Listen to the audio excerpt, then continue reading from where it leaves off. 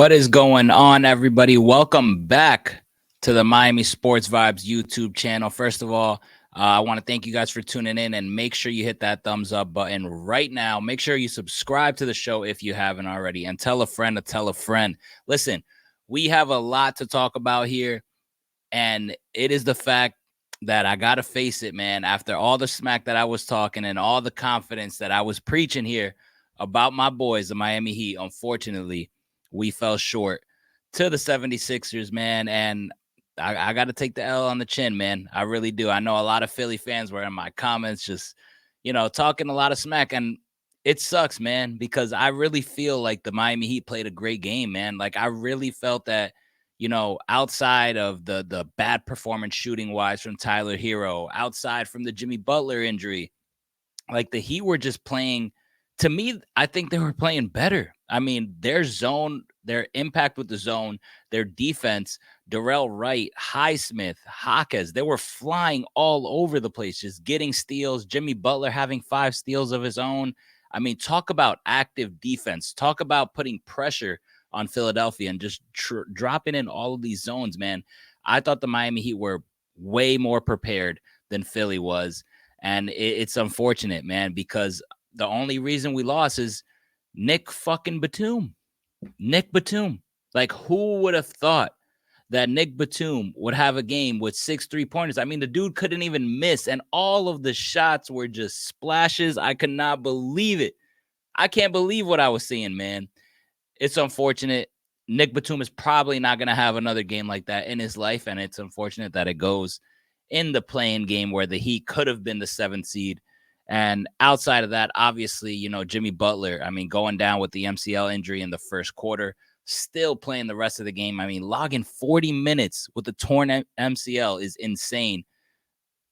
You could only think there's like 2 athletes that I could think of that would do something like that just ring off the top of my head. Current athletes. All right. You think of Michael Jordan, you think of Kobe Bryant, but current athletes, the only people crazy enough to do this sicko stuff and play like that, Jimmy Butler and Tyreek Hill for the Miami Dolphins. Like, those are the only 2 players that I think that could go out there injured, where anybody else probably would have just said, yo, take me out. I'm going back to the locker room, which we've seen. I mean, listen, man, Jimmy Butler is a different breed. I hope he gets healthy very soon. Prayers up to him, man. Unfortunately, he's going to miss the game Friday night against the Chicago Bulls, which is a freaking bummer. But I thought that the Miami Heat, honestly, if it wasn't for Nick Batum, man, the Heat would be the 7th seed in the Eastern Conference. But that's part of the game. Things like that happen. Sometimes when you give a player that is not too good a couple shots go in the hole, especially come playoff time, you see it in March Madness and the NCAA tournament, things like that just start to happen and the bleeding just doesn't stop. I mean, the way Batum was just letting it fly, I could not believe my eyes. Some of them started to be funny. Like, I was like, are you kidding me? But unfortunately, the Heat don't get the 7th seed. But fortunate enough, the Heat have another crack at it, and that is coming Friday night against the Chicago Bulls. Listen, the Heat are at home. Yes, they're without Jimmy Butler, who's going to miss multiple weeks, probably going to be out the whole playoffs, depending on how far we go, if we go. But luckily, you have another chance at it, man. And you have a chance at home on your home court. And even though Jimmy is our heart and soul, Jimmy is our everything, like our best scorer, our most impactful player, we don't go anywhere, deep in a playoff run without Jimmy Butler. But we got to focus on the now. And the now is the chance that the Heat have here to take on the Bulls and beat the Bulls to be the 8th seed and take on the Boston Celtics, a team that they're very familiar with, and let the chips fall where they may. I mean, you got to give your chance you got to give yourself a shot. All right. So how do I see this game going down against the Chicago Bulls? Listen, first of all, they've played 4 times this season and the series is 2-2, but all of the games were fairly close. I mean, with the exception of the 18-point win, which was the second game, but they played early on in the season, man. Obviously, so much has changed as the season progressed. You saw the emergence of Kobe White. I mean, he turned into nearly an all-star, man. Like, the dude was putting up numbers. Like, ever since Levine went down with his injury, I mean, Kobe White's stock just went completely up, man. I mean, this is a guy that's just scored 40 against the Hawks to get into this position right now. So we have to keep an eye on him. Kobe White is a bucket, and he's another guy. Like, once he sees a couple shots go in, the dude doesn't stop at all. DeMar DeRozan is a guy you have to watch out for. Obviously, he's a guy that could put up 30. He could put up 40 easily. Now, the Heat have contained DeMar lately in the last couple seasons. So I do like our chances with that.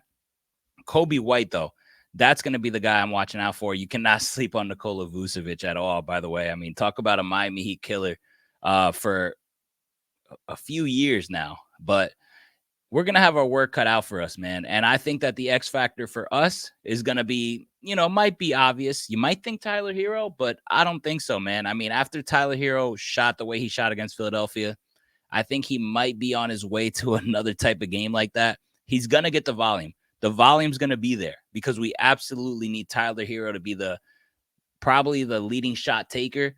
He can create his own shot. He is going to be our go-to scorer.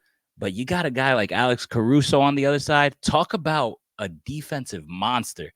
I think he's going to be all over Tyler Hero.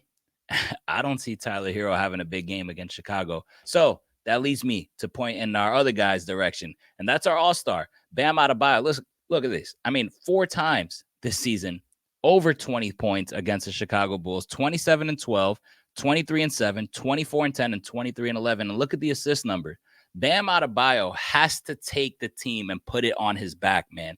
We've seen this before from Bam, but we've also seen him shy away from these moments sometimes, and that is the frustrating part because Bam will sit here after a game and say, it's my bad, I got to be more aggressive, but then doesn't be more aggressive.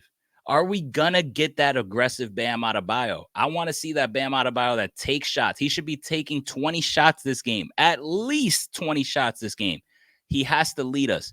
He has to bring the ball up. He has to put pressure. He has to hustle. And I know you're asking for a lot from Bam Adebayo because of all of the things that he's able to do. But hell, he's an all-star. Jimmy's out. You're home. You got to step up to the challenge. You're going against a team that finished 10th in the Eastern Conference, for crying out loud. You got to do what you got to do and take care of business. Take care of the now. Go ahead and shine in that moment. This is why you're called an all-star. And these are the type of moments that can separate you from good to great, playing in these big time moments, in these winner go home situations. What are you going to do? It's very, very important to do that. So Bam Adebayo, I think the pressure is, I wouldn't say it's solely on him because Tyler Hero is going to share a little bit of that. But I think Bam Adebayo is the X factor. And if he's able to go and he's able to be aggressive, I think we're on our way. Another guy that I think is going to have a big game. Come on, man. Jaime Jaquez. Listen, 19 points, 22 points, 18 points in his last 3 meetings against the Chicago Bulls. That can help us big time. Talk about a rookie. The way he played, if there was anything good to take away from that playing game against the Sixers, was Jaime Jaquez. I mean, this dude is a rookie thrown into a winner-go-home situation there, kind of. You can argue that. I know you're playing for the 7th seed, but a high-stakes game on the road. And the way Jaime Jaquez performed and delivered, I mean, this is a dude that was not afraid, was able to take the ball to the hole. He got a dunk in there. He was splashing threes. The dude was ready to play, and that is awesome to see that you have a guy like that so early in his career being able to be trusted out there to play in the playoffs. I expect Jaquez to have a big game. So those are the two I'm leaning on. Bam Adebayo, Jaime Jaquez, those are going to be the reasons why I believe we win this game, but they got to step up to the challenge, and it all starts with Bam Adebayo. Are we going to get the Bam that is aggressive and ready to play bully ball and just destroy Nikola Vucevic? That's going to be the key. Tyler Hero, like I said, going against Caruso, don't like that matchup for him. Caruso is a beast, but we'll see how it goes, man. My prediction, I think the Heat are going to take care of business. I don't think it's going to be a blowout. Remember, these two teams even played last year in this same situation for the 8th seed. It came down to the wire. I expect the same thing. I think we'll probably have DeMar struggle a bit, but that guy Kobe White, that's the one we got to watch out for. But I think the Heat win. I think we do what we got to do. Whether we beat Boston, that's going to be for a different video, probably coming out the following night as we discuss that. But for the NBA playing game against the Bulls, that's the key. Contain Kobe White. Bam Adebayo's got to go. And Jaime Jaquez has to be able to be that backbone that's going to get us a nice little scoring punch, because I'm expecting Tyler Hero to kind of have an off one. For the second game, obviously another game, and that's in the Western Conference side of things. How about the Sacramento Kings beating the Golden State Warriors, potentially ending an era of Klay Thompson, Draymond Green, and Steph Curry?